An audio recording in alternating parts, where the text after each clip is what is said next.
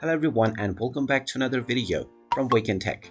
In this video, I'm going to show you how to add a stop onto your Lyft ride. So let's get started right away. First of all, open up the Lyft application on your device.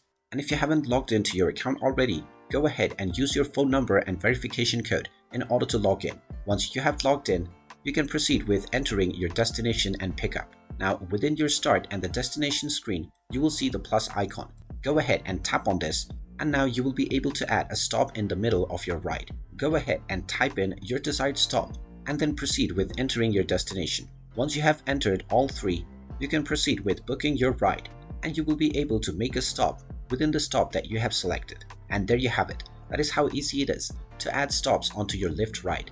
If you find this video helpful, make sure you hit that like button and subscribe to our channel if you haven't done so already. Also ring that notification bell to never miss another update from us.